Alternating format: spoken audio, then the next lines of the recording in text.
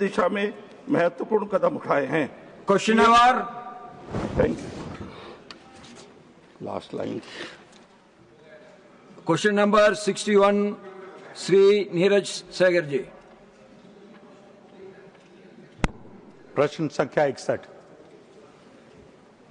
Honorable Minister, Sir, a statement is laid on the table of the House. the first supplementary Shri Neeraj Saigar जी। सभापति जी, पहले मैं आपको बधाई दूंगा, आपका संरक्षण भी चाहूंगा।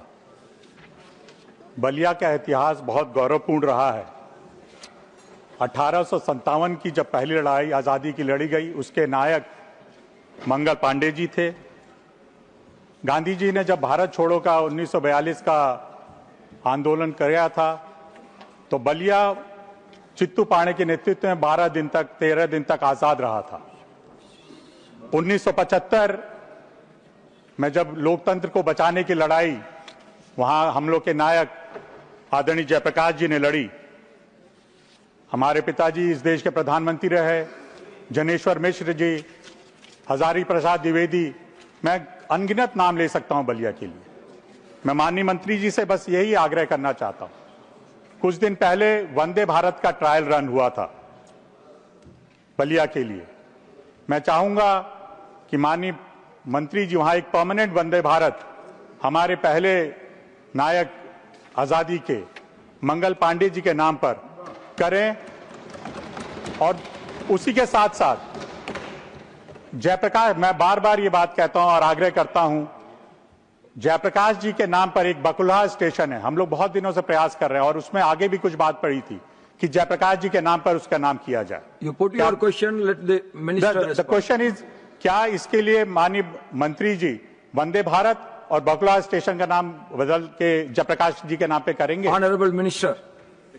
Honorable Chairman, sir, Balia is indeed one of the most important historical place, और जैसा मेरे साथी माननीय सांसद जी ने आज बलिया के बारे में पूरा विस्तृत विवरण दिया, उससे ये पूरा हाउस सहमत है।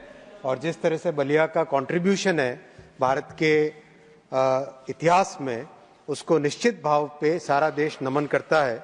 माननीय सांसद जी का भी मैं धन्यवाद देना चाहूँगा।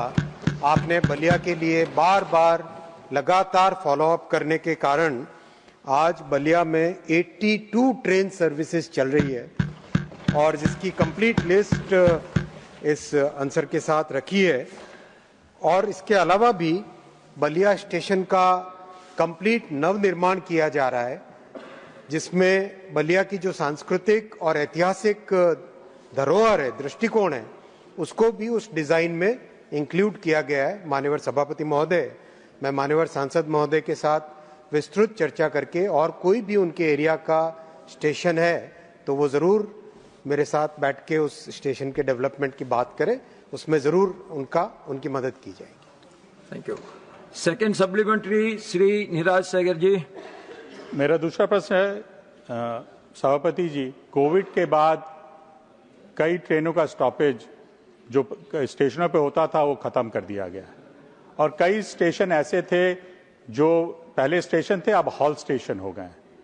तो कई स्टेशन जैसे हमारे यहाँ ताजपुर है, रेवती स्टेशन है, सागरपाली है, चितबड़ा गांव है, इसके कई जो हमारे लोग हैं वहाँ के बड़े उच्छृंखित हैं कि स्टेशन पहले स्टेशन था अब हॉल स्टेशन हो गया। और दूसरा, जो पहले ट्रेनें रुकती थी कोविड के पहले अब नहीं रुक रही हैं। माननीय मंत्री जी बताने का कष्ट करेंगे कि क्या आगे की ट्रेन रुकेंगी या इन हॉल स्टेशनों को स्टेशन फिर के दर्जा दिया जाएगा? माननीय सभापति महोदय, जो माननीय सांसद महोदय ने स्टेशन से हॉल्ट में कन्वर्जन का नाम लिया है, वो मैंने नोट किया है। उसके ऊपर जानकारी लेकर मैं माननीय सांसद जी को जरूर दे दूं।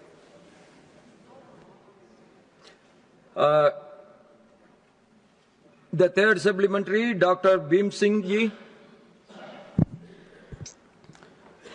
धन्यवाद महोदय। ये जो प्रश्न है बक्सर और बलिया दोनों से मिला जुला प्रश्न है।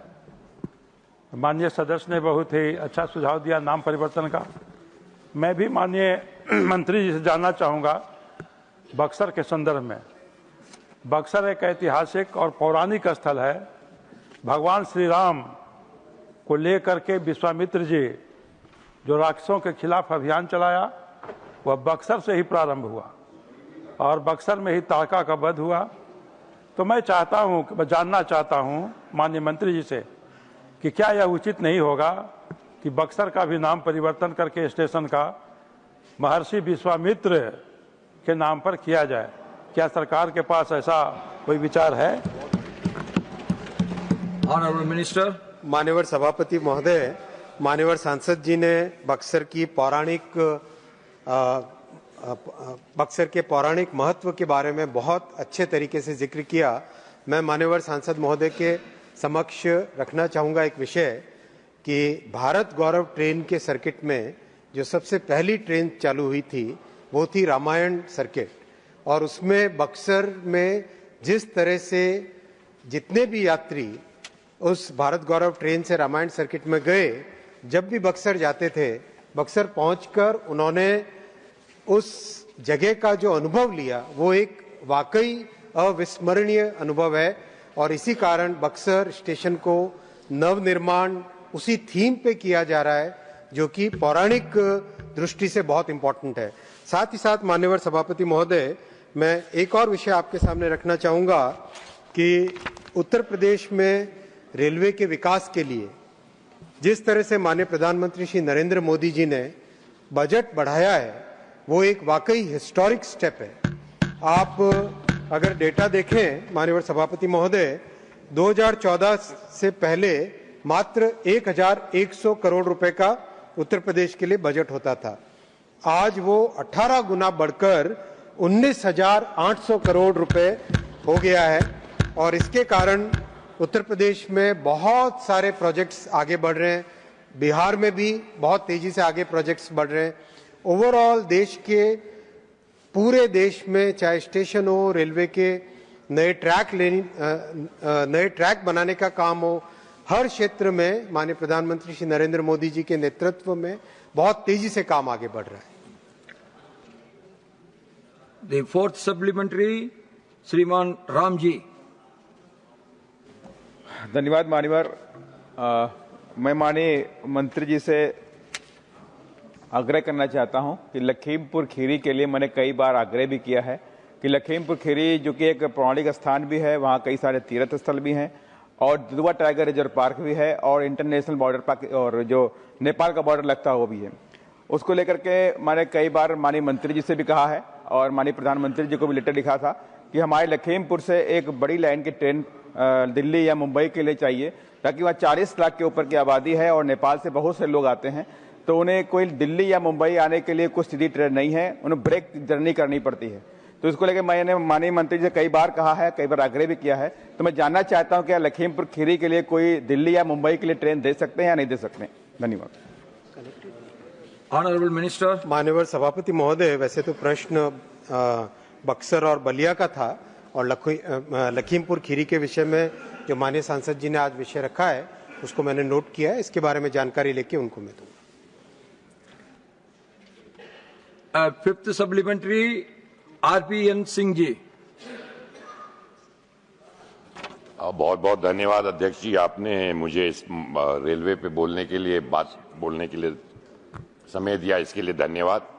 पहले तो मैं रेल मंत्री को बधाई देना चाहता हूं, जो कायाकल्प उन्होंने रेलवे में किया है उसके लिए बधाई के पात्र हैं और प्रधानमंत्री जी के निर्देश पे जिस तरह के पैसे उत्तर प्रदेश में आए हैं उनके लिए एक बार हृदय से धन्यवाद।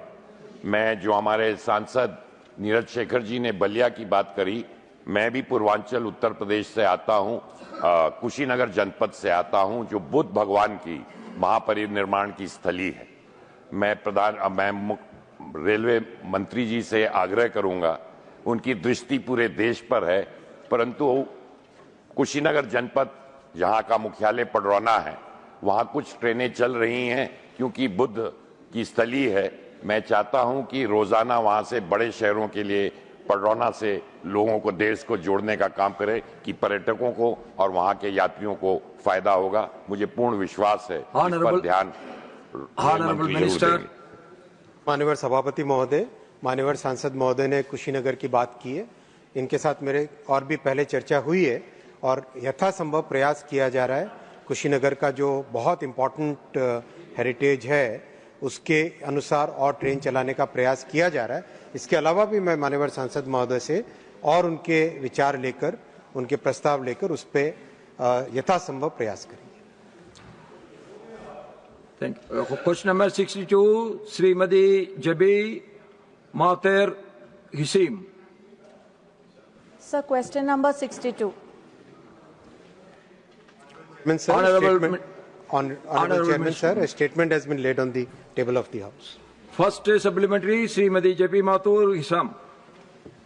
Sir, my first supplementary is, in early November, in my home state of Kerala, a very shocking incident happened wherein a 19-year-old girl, Srikuti, was kicked out of a moving Kerala Express train and she suffered grave injuries, and still, even in its 1 month, she is still undergoing treatment in Trivandrum Medical College. The women are in fear regarding the women's safety of travelling in the train, especially in the night and also even in the platforms. Sadly, the Railway Protection Force nor the Kerala Police is a failure in ensuring women's safety in the train and platforms. No, you be specific about your question. Yes, my question. Sir, my question is, so far no compensation is given. I urge the government to give compensation. My question is whether compensation will be given to her, and also the steps taken by the railways to ensure safety of women in train. Honorable Minister. Honorable Chairman, sir, the question is related to asset reliability and punctuality of trains. Still, Honorable Member has asked a question about the incident which happened on 2nd November. I have the full details of that incident. In that incident, one intoxicated passenger had an altercation with two other passengers who were sitting on the footsteps of the train, and after that altercation, the intoxicated passenger kicked the other passenger, and very unfortunate incident happened. The entire incident was captured on the CCTV cameras which are installed in the coach, and immediately action was taken by Railway Police as well as the GRP, and the person has already been arrested. He is right now in judicial custody, and the patient is unfortunately still in a very sad, very traumatized condition, and we are constantly working with the family also to make sure that whatever best support can be given from the central government we are giving. And I also request through the Honourable MP that please request the state government also to give the best possible support. Second supplementary, Srimati Jabi Mathur Hisam. Sir, Honorable Railway Minister has said, which is in public domain also, that regarding the railway development of Kerala, the union government has done their part, but in terms of development of railway projects in Kerala, whether it's doubling or whether it is the Angamali-Shabri line project, it is the state government which is not doing their obligations which they are supposed to do. Now the state government is saying... Sir, Madam, my question. Sir, I am coming to the question. I am interfering now. You be specific about a project. Yes, my specific question. My specific question to the Railway Minister is, what is the status of developmental projects of Kerala, and who is not doing the obligation, and special context of Shabri rail project? Honorable Minister. Honorable Chairman, sir. Honorable Chairman, sir. No. Honorable Chairman, sir. This so-called fight. This so-called fight between John Bedas, you have no right to disturb others. Very interesting. This so-called fight between them looks like a facade which is basically hurting the people of Kerala. The Honorable Chairman, sir, the reality is that the Government of India and our Prime Minister Shri Narendra Modi ji, they are committed to develop the railway network in Kerala, and I would like to give 3-4 examples of this entire commitment. First is the budget for Kerala has been increased significantly. increase. Wait, let him complete. Let him complete. No. You please take your seat. Significantly. Don't interfere. Let him answer it. You hear it. Please. Honorable Chairman, sir, from a budget of mere 372 crore rupees, that number is now 3,042 crore rupees, which is more than 8 times compared to the past. First. Second, Honorable Chairman, sir, right now we are taking up projects for complete revamp of the railway network in Kerala, and I'll give the examples, the actual DPR work which is currently going on, right from northern parts of Kerala, from Kasaragod to Kozhikode to Shornur, DPR of third and fourth line is being prepared. From Shornur to Ernakulam, DPR of third line is being prepared. From Shornur to Coimbatore, DPR of third and fourth line, which is going via Palakkad, that is being prepared. From Ernakulam to Kayankulam via Kottayam, third line DPR is being prepared. From Kayankulam to Thiruvananthapuram, sir, they cannot listen to development work. You they have no interest in development work. You address to me, Honorable Minister, sir. Don't worry about down. You yes, please sir. address to me. Sir, from Kayankulam to Thiruvananthapuram, third line work is going on. From Thiruvananthapuram to Nagarkoil, third line DPR is going on. On Angamali Sabrimala line, the central government has already told the state government that please start land acquisition. As soon as you start the land acquisition, the next step can start. Honorable Chairman, sir, out of the 105 numbers of ROBs in the state, out of the total 127 ROBs in the state, 105 ROBs are delayed on account of the state government. Honorable Chairman, sir, you would be surprised to know that there are 63 ROBs where the state government is not even finalizing the alignment of the ROB. That is the level of support from the state, sir. Sir, this is something. These two sides can always create the facade of fighting, but internally they are all connected, sir. They are all working towards one aim, which is non-development of Kerala is their aim. Honorable Minister, you be specific about your answers. Thank you. Dr. Susmit Batra. Honorable third Chairman, supplementary. Sir. Honorable Yes. Chairman, sir, my specific question to the Honorable Minister arises from para 8 of his reply, which refers to Kavach version 4.0. Now, Kavach version 4.0, and essentially Kavach itself is a very important element in the safety of railways in this country. Kavach version 4.0 has been commissioned in Palwal, Mathura, Kota, Nagra section and in Howrah-Bardhaman section so far.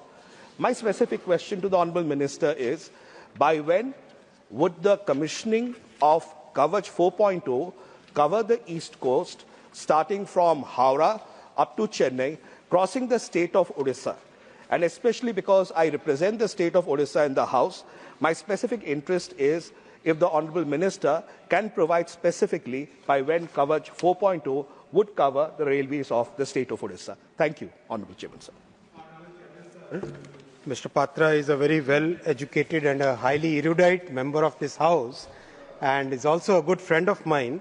I would like to inform him that Kavach is a very, very complex system which has 5 major subsystems. First subsystem is installing a complete optical fiber cable along the railway tracks. Second subsystem is installing the telecom towers all along the railway tracks at a certain distance defined by the availability of the radio signals. The subsystem 3 is installing Kavach data center, which is an edge data center at every intermediate station. The subsystem 4 is the track Kavach system, which is installed every few hundred meters along the track, on the track actually. And the fifth and final thing is the Kavach device, which is installed on the locomotive or on the train.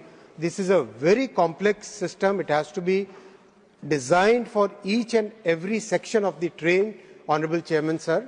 And our team is working day and night to make sure that this thing, which should have been installed in the 1990s or in the 1980s, that work is now being done from 2014 onwards. Something which rest of the world has done way back. Now that work has been taken up after Prime Minister Narendra Modi ji took the responsibility of the country. Since then the development started. This is called automatic train protection system, and the work is going on at a very fast pace. Throughout the country the work is going on. Odisha is included as a part of that project, and this is really giving us very good results, Honorable Chairman, sir. Fourth supplementary, Derek O'Brien. You be specific to the question. Sir, my supplementary request is on number 65, so I think there's been a mistake there. This is 62. On number You have written 62. 65, sir, on the Manrega, the minister is there, not on No, this. then that we will come to that later. Please, please. Sri Naresh Bansalji. मैं आपके माध्यम से माननीय मंत्री जी से जानना चाहता हूं कि भारतीय रेलवे के बुनियादी ढांचे के आधुनिकीकरण के लिए आवंटित धन का उपयोग किस प्रकार किया जा रहा है और रखरखाव के लिए नई मशीनरी खरीदने की योजना कब तक पूरी होगी। भारतीय रेलवे में ट्रेनों के बार बार लेट होने के प्राथमिक कारण क्या हैं और सरकार समयबद्धता सुनिश्चित करने के लिए कौन से ठोस कदम उठा रही है। माननीय सभापति महोदय, माननीय श्री बंसल जी ने बहुत ही इम्पोर्टेंट क्वेश्चन पूछा है। इसमें मैं माननीय सांसद महोदय को जानकारी देना चाहूँगा कि इन 11 वर्षों में रेलवे के मॉडर्नाइजेशन के लिए बहुत सारे काम हुए हैं।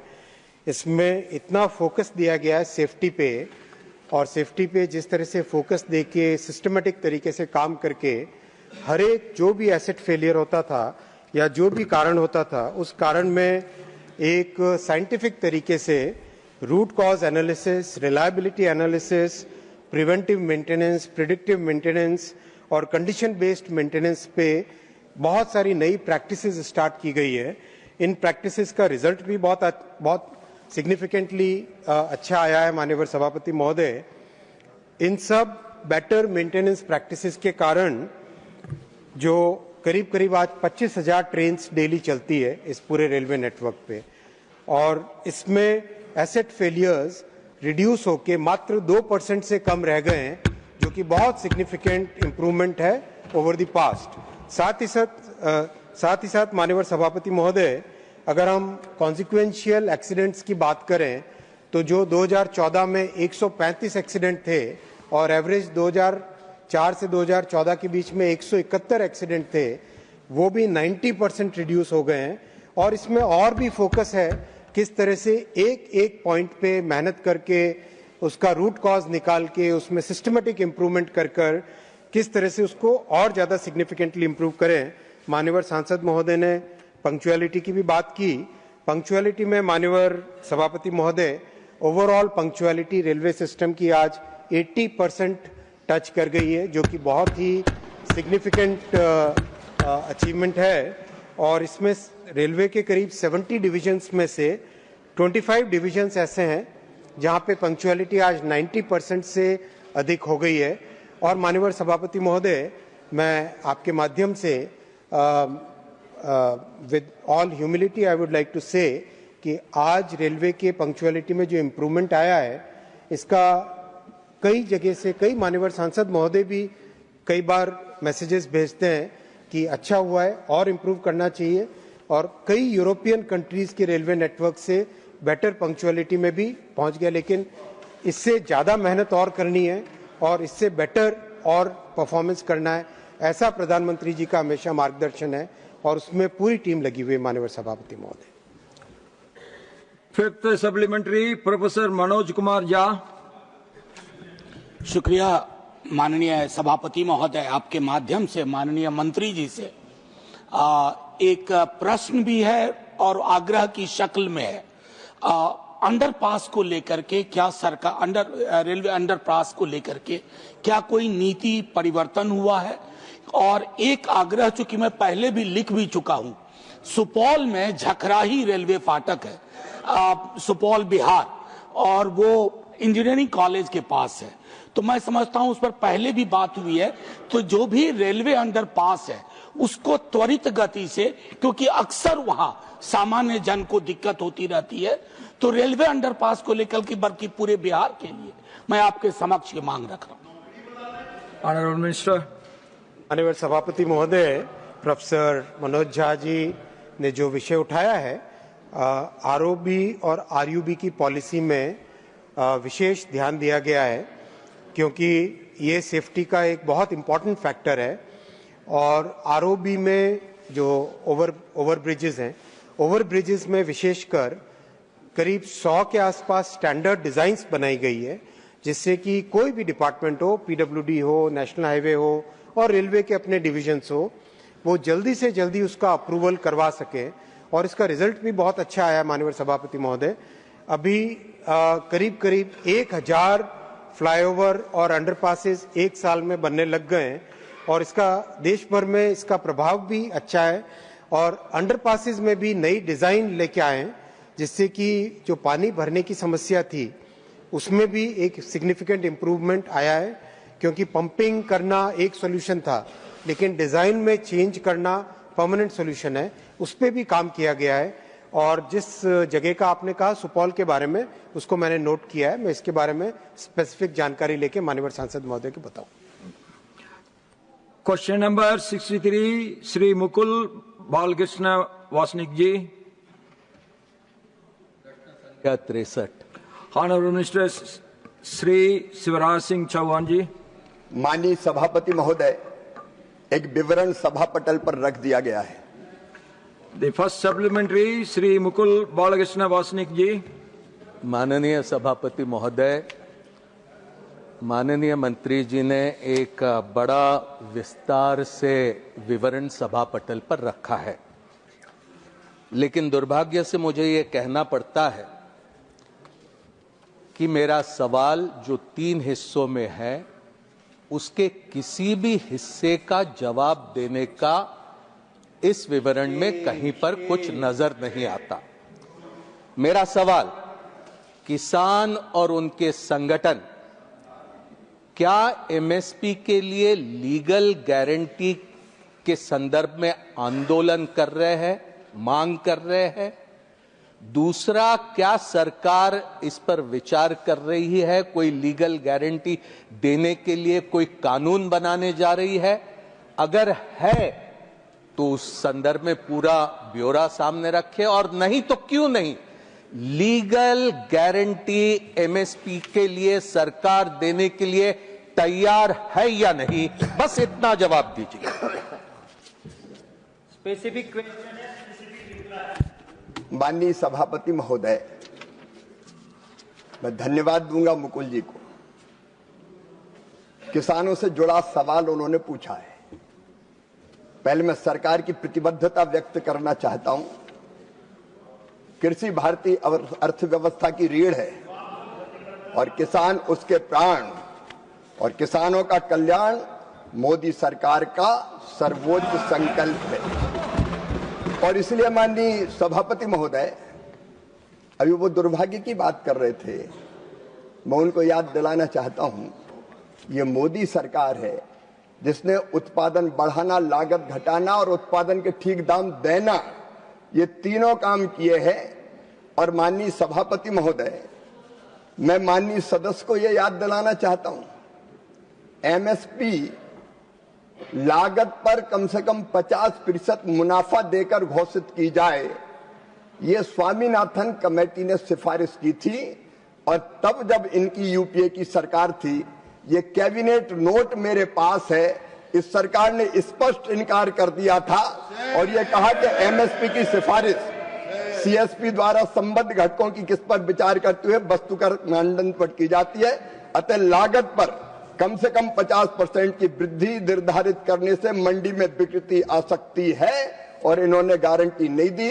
मैं गर्व के साथ कहता हूं, ये नरेंद्र मोदी सरकार है जिसने 19 में ये तय किया कि लागत पर 50% मुनाफा देकर एमएसपी तय की जाएगी। और माननीय सभापति महोदय, हमने केवल एमएसपी तय नहीं की, यूपीए की सरकार, वो 13-14 की बात कर रहा हूं, 4-5 की बात नहीं कर रहा हूं, 13-14 में जितनी एमएसपी देती थी उससे दुगनी एमएसपी घोषित करने का काम किया है, तो नरेंद्र मोदी सरकार ने किया है। माननीय सभापति महोदय, जब उधर की सरकार थी, एमएसपी 1310 रुपया धान पर, हमने 2369 रुपया कर दी। ज्वार पर 1500 थी, हमने 3699 रुपया की। बाजरा पर 1250 थी, हमने 2775 की। रागी का 1500 थी, हमने 4886 रुपया की। हमने तुअर पर 4300 थी, हमने 8000 रुपया की। मूंग पर 4500 थी, हमने बढ़ा के 8768 रुपया की। उड़द पे 4300 थी, हमने 7800 रुपया की। मूंगफली पे 4000 थी, हमने 7263 रुपया की। सूरजमुखी पर 3700 थी, हमने 7721 की। ये सारा विवरण। गेहूं पर 1400 रुपया देते थे, हमने 2585 रुपया देने का फैसला किया। जौ पर 1100 रुपया देते थे, हमने 2150 रुपया देने का फैसला किया। चने पे 3100 देते थे, हमने 5875 रुपया देने का फैसला किया। सरसों पे आप 3050 रुपया देते थे, हमने 6200 रुपया देने का फैसला किया। और केवल इतने ही नहीं माननीय सभापति महोदय, एमएसपी दुगनी की और खरीद चौगनी की। ये विवरण मेरे पास है माननीय सभापति महोदय, मैं वो भी रखना चाहता हूं ताकि देश सच को जाने। धान जो आपने खरीदी थी 43 करोड़ 90 लाख मीट्रिक टन, 10 साल में 4 से 14 हमने खरीदी 79 करोड़ 11 लाख मीट्रिक टन। गेहूं आपने खरीदा 22 करोड़ 54 लाख मीट्रिक टन, हमने खरीदा 33 करोड़ 58 लाख मीट्रिक टन। और दलहन का माननीय सभापति महोदय, मैं बताना चाहता हूं, हाथी के दांत खाने के और दिखाने के और। आपने खरीदी थी केवल 6 लाख मीट्रिक टन, नरेंद्र मोदी सरकार ने खरीदी 1 करोड़ 89 लाख मीट्रिक टन। आप कब खरीदते थे माननीय सभापति महोदय? तिलहन 47 लाख 75 हजार मीट्रिक टन आपने खरीदी, हमने 1 करोड़ 28 लाख मीट्रिक टन खरीदी। हमने सभी फसलें एमएसपी की, आपने खरीदी 69 करोड़ 87 लाख मीट्रिक टन, हमने खरीदी 117 करोड़ 32 लाख मीट्रिक टन। ये नरेंद्र मोदी सरकार है जो किसान के हितों की चर्चा करती है। और माननीय सभापति महोदय, रुपयों में भी चर्चा हो जाए, आपने धान खरीदी 4,44,000 करोड़ की, हमने खरीदी 14,87,000 करोड़ की। गेहूं आपने खरीदा 2,56,000 करोड़ का, हमने खरीदा 6,38,000 करोड़ का। दलहन आपने 1,900 करोड़ की खरीदी, हमने खरीदी 1 लाख करोड़ रुपए की। तिलहन आपने 9,000 रुपए की खरीदी, हमने खरीदी 67,000 करोड़ की। और माननीय सभापति महोदय, देश ये जाने, आपने सभी एमएसपी फसलें 10 साल में खरीदी 7,41,000 करोड़ की, हमने खरीदी 24,49,000 करोड़। सेकंड सप्लीमेंट्री श्री मुकुल बालकृष्ण वासनिक जी। धन्यवाद सभापति महोदय। मैं यही सोच रहा था कि अगर माननीय मंत्री महोदय की तरह अगर सांसदों को भी अपना सवाल पूछने के लिए इतना समय मिल जाए तो एक ही सवाल प्रश्नकाल में होगा। इतना लंबा जवाब माननीय मंत्री महोदय ने दिया, लेकिन फिर भी जो सवाल मैंने पूछा वो अनुत्तरित है। 1,12,000 किसानों ने पिछले 10 सालों में आत्महत्या करी।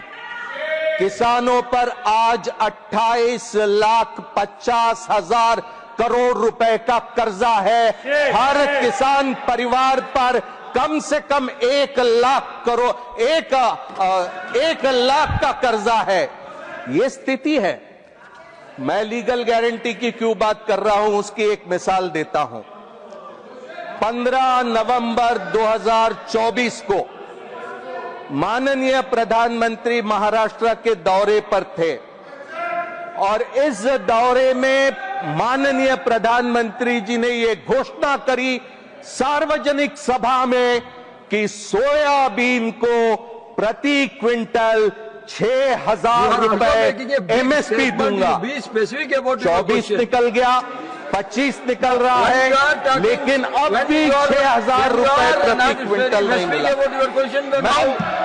मैं माननीय मंत्री से बस सर एक मिनट, आपने एमएसपी की बात करी, कितना खरीद किया उसकी बात करी, एक जवाब आप दीजिए कि स्वामीनाथन कमीशन ने तय किया हुआ C2 प्लस 50%, इस आधार पर आप खरीद कर रहे हैं या A2 प्लस FL प्लस 50% इस पर खरीद कर रहे हैं? कृपा करके जवाब दीजिए। Honourable minister.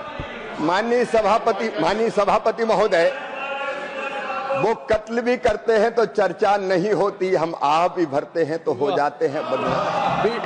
उन्होंने तो 50% मुनाफे के लागत में 50% घोषित करने को भी मना कर दिया था। और मैं निवेदन कर रहा हूं कि हम रिकॉर्ड मात्रा में एमएसपी पर खरीदने का काम कर रहे हैं। माननीय सभापति महोदय, मैं फिर कह रहा हूं, मोदी सरकार ने जिसने तय किया है सारी दलहन, तुअर, मसूर, उड़द 100% जितना किसान पैदा करेगा हमारी सरकार खरीदने का काम करेगी। लेकिन माननीय अध्यक्ष महोदय, मैं आईना भी दिखाना चाहता हूं। सवाल पूछे जाते हैं लेकिन हमको ईमानदार भी रहना चाहिए। जहां हम सत्ता में हैं हम क्या कर रहे हैं? माननीय सभापति महोदय, मैं मुगल जी को ध्यान दिलाना चाहता हूं, तुअर 100% खरीदने का हमारा फैसला है। और पिछले साल कर्नाटक की सरकार ने 24-25 में तुअर खरीदने की बात कही तो हमने कर्नाटक की सरकार का 100% खरीदो, उनका 100% नहीं, हमें केवल 25% की स्वीकृति दो। तब हमने 25% की स्वीकृति माननीय सभापति महोदय उनको दी, लेकिन वो भी उनने नहीं खरीदी।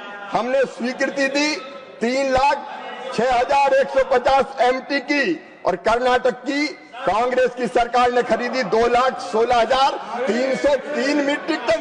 जो गारंटी है उस गारंटी को भी आपकी सरकारें खरीदती नहीं है। मैं पूछना चाहता हूं माननीय सभापति महोदय, ये क्यों होता है? मैं कहना चाहता हूं, इनने तो कोई फार्मूला माने ही नहीं और सारे फार्मूले, हमारा एक ही फार्मूला है, किसानों का कल्याण। और इसलिए हम तुअर खरीदेंगे, मसूर खरीदेंगे, उड़द खरीदेंगे। और माननीय सभापति महोदय, मैं आपसे निवेदन करना चाहता हूं, देश के किसान ये जाने, हमने ये भी तय किया है कि अगर फल और सब्जियां, ये देश के किसान जाने, इसलिए मैं सदन के माध्यम से निवेदन करना चाहता हूं, कभी यूपीए की सरकार ने नहीं खरीदी, लेकिन एनडीए की सरकार ने, चाहे वो टमाटर हो, प्याज हो, आलू हो, यहां तक कि हिमाचल प्रदेश की सरकार ने कहा सेब खरीदें। हमने 1,16,571 मीट्रिक टन सेब खरीदने का काम किया। माननीय अध्यक्ष महोदय, MIS योजना के अंतर्गत, मार्केट इंटरवेंशन स्कीम के अंतर्गत अंगूर मिजोरम ने कहा खरीदो तो सरकार ने अंगूर खरीदा। आंध्र प्रदेश ने कहा लाल मिर्च और कर्नाटक ने कहा था अदरक खरीदो, तो अदरक खरीदने की अनुमति भी हमने दी कर्नाटक की सरकार को।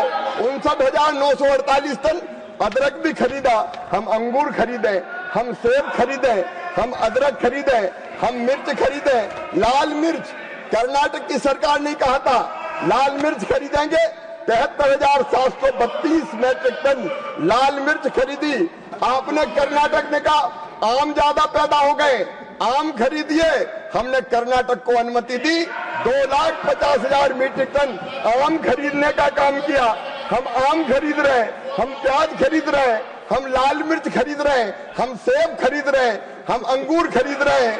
और आप हमसे सवाल कर रहे हैं किसान के उत्पाद का ठीक दाम देना, ये हमारा संकल्प है और किसानों के हित में इस संकल्प को माननीय सभापति महोदय हर हालत में हम पूरा करेंगे। Third supplementary Shri Amarpal Maurya ji. बहुत बहुत धन्यवाद माननीय अध्यक्ष महोदय। माननीय नरेंद्र मोदी जी की सरकार किसानों के लिए नित नए आयाम जो योजनाओं को लेकर के, चाहे किसान सम्मान निधि हो, फसल बीमा योजना हो, सब पे बारीकियों से काम कर रहे हैं। मैं इसके लिए आदरणीय प्रधानमंत्री जी को, माननीय मंत्री जी को बधाई देना चाहता हूं। मेरा माननीय मंत्री जी से प्रश्न है कि स्वामीनाथन आयोग ने एमएसपी को लागत के 50% से अधिक देने के लिए जो सिफारिश किया था, क्या सरकार ने उसको लागू किया है? माननीय मंत्री जी से जानना चाहता हूं। माननीय सभापति महोदय, हमने स्वामीनाथन आयोग की सिफारिशों को मानते हुए कुल लागत जो आती है उस पर 50% मुनाफा देकर एमएसपी पर खरीदने का जो उन्होंने सिफारिश की थी उसको पूरी तरह से माना है और उसी पर हम खरीद करने का काम माननीय सभापति महोदय कर रहे हैं। और कई फसलों पर तो केवल 50% नहीं, 50% से ज्यादा दाम भी देने का काम कर रहे हैं। The fourth supplementary doctor John Brittas. Thank you, sir. Sir, I will ask specific question to the Honorable Minister, who is on a campaign mode. Sir, whether there have been demands to increase the number of crops for which MSP is mandated, A. B. Whether recommendations were given by the Commission for Agriculture Cost and Prices to widen the ambit of MSP coverage. And the C part, is it a fact that an amount of 1,206.69 crores remain unpaid to Kerala from the centre for the MSP, for the paddy procurement since 2017-18? If so, when is he going to release this fund to Kerala? Specific questions, sir. Honorable Minister. माननीय सभापति महोदय, मैंने ये बताया कि जो अधिसूचित 22 फसलें हैं उसके अलावा भी MIS योजना के अंतर्गत या फिर PM आशा के अंतर्गत हम दलहन और तिलहन को भी खरीदने का काम करते हैं। अब ये बकाये की बात कर रहे हैं, हिसाब अगर बराबर होगा तो देंगे और हिसाब किताब गड़बड़ होगा तो उसकी जांच करेंगे। श्रीमती धर्मशीला गुप्ता जी। पति महोदय, आपका आभार। आपने मुझे देश के किसान के हित में अपनी बात प्रश्न पूछने का अवसर दिया है।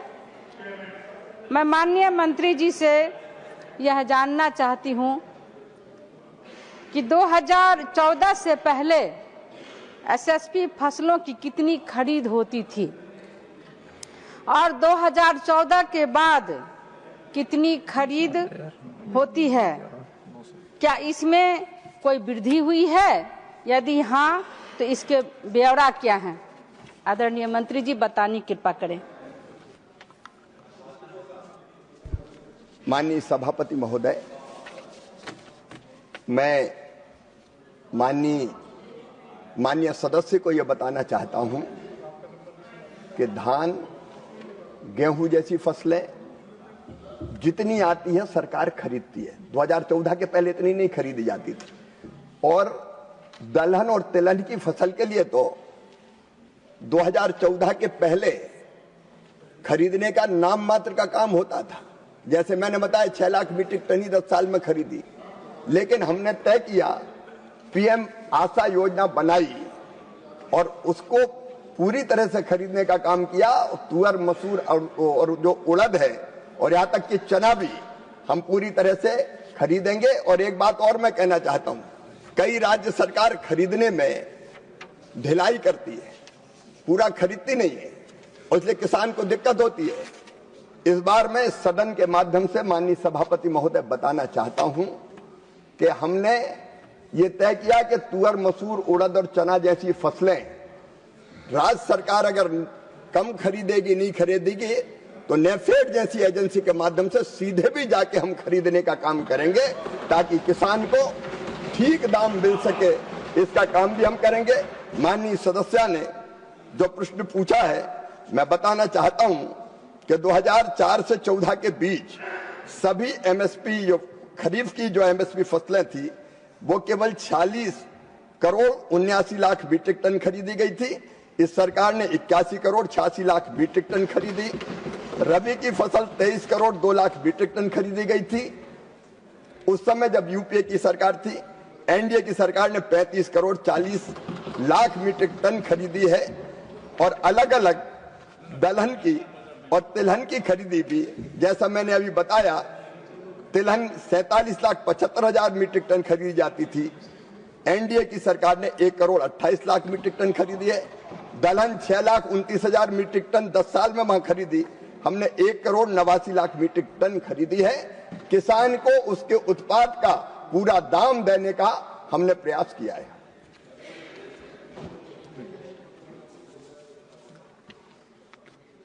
क्वेश्चन नंबर 64, श्रीमान मिलन मुरली दियारा।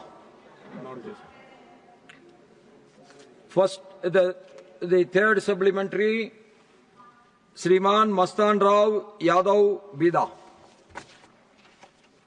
Sir, thank you, sir. Thank you for giving me the opportunity, sir. Sir, under the able leadership of our Honorable Andhra Pradesh Chief Minister Nara Chandrababu Naidu, Andhra Pradesh is positioning itself as a national AI hub with more than $26 billion invested into Visakhapatnam to make it the data center capital of India and the world. The Andhra Pradesh is simultaneously pushing AI-driven governance and education in our capital city, Amaravati, announcing an AI university with global partners with NVIDIA and embedding AI and tools like chatbot in school curricula to build a long-term talent pipeline, sir. With India set to host the AI World Summit in 2026, I would like to ask the Honourable Minister whether there are any plans to host events in different cities during the summit, and if so, could our state be considered as a host for one of the events, sir? Thank you, sir. Honourable Minister. Honourable Chairman, sir, Honourable MP has raised a very important point. Indeed, India is emerging as a major player in the entire development of technology, whether it is AI, whether it is semiconductors, whether it is drone technology. Everywhere, the focus is on getting a major say in the way technology is being developed. And it is part of that initiative that the AI Impact Summit will be organized in February 2026. And as a run-up to that Impact Summit, Honourable Chairman, sir, more than 200 events have been organized throughout the country. And like the way G20 was organized throughout the country, in the same way the AI Impact Summit is also being organized throughout the country. More than 2 lakh students and researchers have already participated in these events so far, in the side events so far, the run-up to the main summit. And this is really giving a very good exposure to the young minds so that they also understand what the world of technology is moving towards. So this is and indeed, Andhra is an integral part of that journey, like every other state. I would also like to thank Honourable Member for raising the point of AI Hub in Andhra. Yes, there are so many new data centers getting established throughout the country, whether it is Andhra, Maharashtra, Uttar Pradesh, everywhere new data centers are coming up, which is a great infrastructure for the new world where productivity and new technology is going to play a major role in our daily lives as well as in our professional lives, Honourable Chairman. Sir. Second supplementary, Niraj Dangi.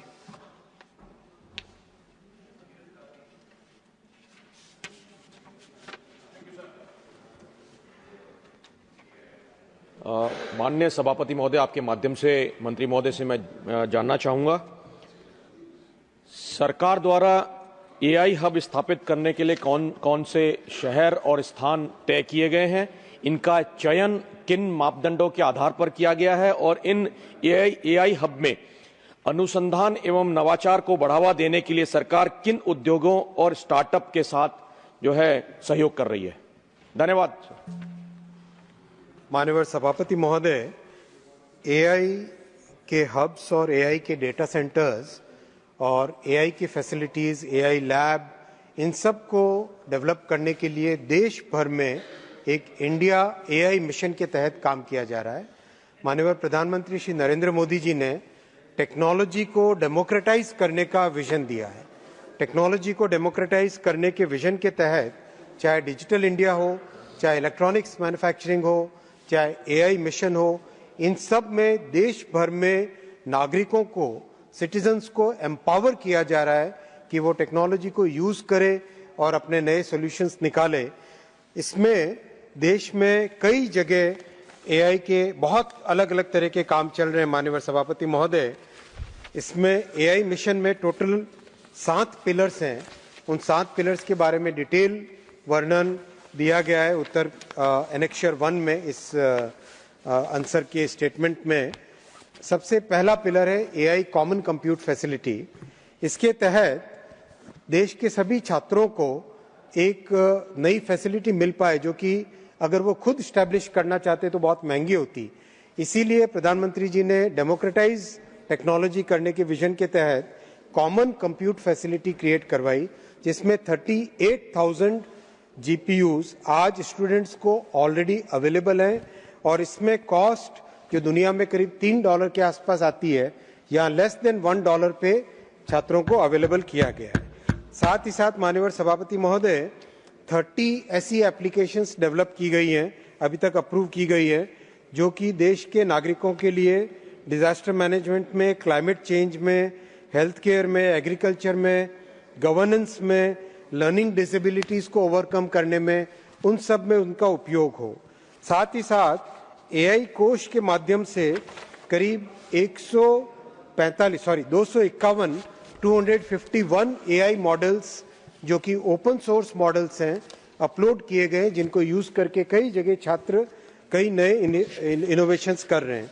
और भारत की digital sovereignty के vision के तहत करीब 12 organisations ऐसे हैं जो आज एआई के फाउंडेशनल मॉडल्स डेवलप कर रहे हैं। बहुत अच्छी प्रोग्रेस भी है उसमें। और फ्यूचर स्किल्स के लिए 500 पीएचडी फेलोज, 5000 पोस्ट ग्रेजुएट्स और 8000 अंडर ग्रेजुएट्स को सपोर्ट करने का एआई मिशन के तहत प्रोविजन किया गया है।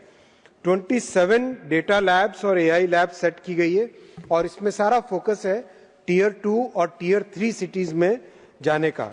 और इसमें कई तरह की ट्रेनिंग दी जा रही है, कई तरह की रिसर्च की जा रही है, डेटा एनोटेशन पे, डेटा क्यूरेशन पे, डेटा क्लीनिंग पे और डेटा साइंसेस पे कंप्लीट इसमें रिसर्च और ट्रेनिंग दी जा रही है। और 174 आईटीआईज और polytechnics across 27 states and union territories में इसका डेवलपमेंट किया जा रहा है। साथ ही साथ माननीय सभापति महोदय, एआई स्टार्टअप्स की फाइनेंसिंग के लिए और एआई में जो सेफ्टी का कंसर्न है उसको ध्यान में रखते हुए एआई सेफ्टी इंस्टीट्यूट में 13 प्रोजेक्ट्स भी चलाए जा रहे हैं। तो ओवरऑल एक बहुत ही कॉम्प्रिहेंसिव एआई मिशन का काम देश में चल रहा है। श्रीमान Sujit Kumar ji. Sir, I would like to take this opportunity to compliment our Honorable Prime Minister for articulating his vision of making India a $1 trillion digital economy.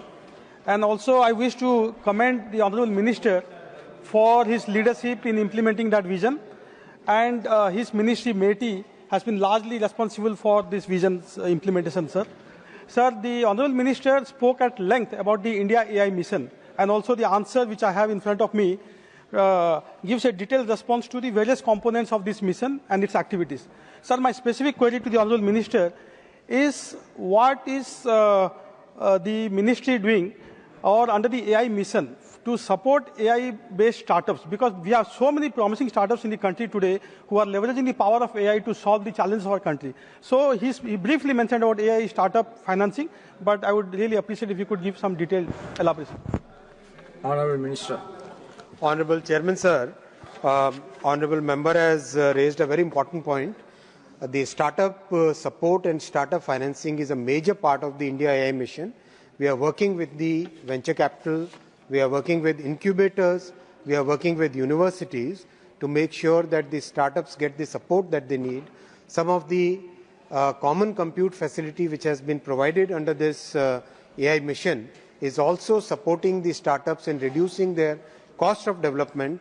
And today, as per the industry estimates, almost 30% of all startups are basically AI-based startups, and that's a very major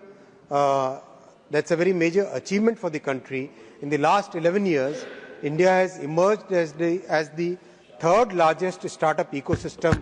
Honorable Chairman, sir, 11 years ago we had just about 400 startups, and today we have more than 1,70,000 startups, more than 100 unicorns.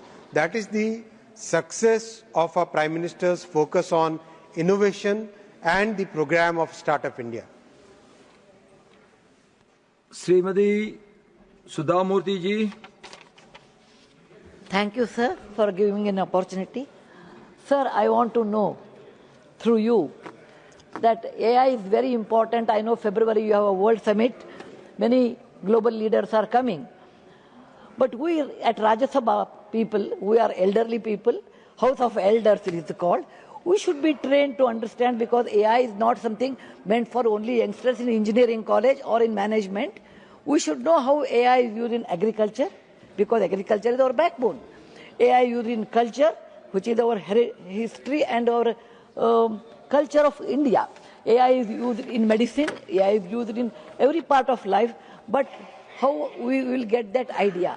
Unless ministry gives us expert training or lectures arranged for all people at our Rajya Sabha, we will be able to participate in these discussions. Dhanyawad. Honorable Chairman, sir, Honorable Member has raised a very important point. I would like to say that the focus of the India AI mission is on climate change, disaster management, healthcare, which Honorable Member referred to, agriculture, which is the backbone of our economy. That is again a big focus, governance, culture, assistive technologies for learning disabilities, and these are the sectors that we are specifically supporting as a part of the India AI mission. Dr. Fawzia Khan ji. Thank you, sir. Sir, since the NASSCOM BCG AI Adoption Index 2023 highlights significant regional disparities in AI readiness and access to compute resources, may I ask whether the ministry has assessed if the proposed AI hub in Andhra Pradesh addresses these gaps, and why criteria for selecting states under the India AI mission not been publicly released, sir? The AI companies and the firms which are setting up their data centers, they decide which place they would like to go. And in the spirit of cooperative federalism, absolutely in the spirit of cooperative federalism, we support whichever firm or whichever industry participant wants to come to India. We look at the entire country as one country, and wherever they want to set up, we support from our side. That is the philosophy with which we are working. From the government mission, the AI mission, we are covering the entire country in a very regionally balanced way. That is what I would like to assure the honourable member. And I've given the numbers in the past, how many number of data labs, how many number of AI hubs we are setting up as a part of the AI mission, which is throughout the states and UTs in the country. Now, question number 65. That is normally 1 hour. My request to you, sir, since all the Indigo flights today from Delhi are cancelled, we should carry on for 1 more hour. Or everyone, ministers will also want. Sir, we can't go anywhere. All the flights that's okay. are It has cancelled. been already replied. Sir, This point has been already replied. Yes.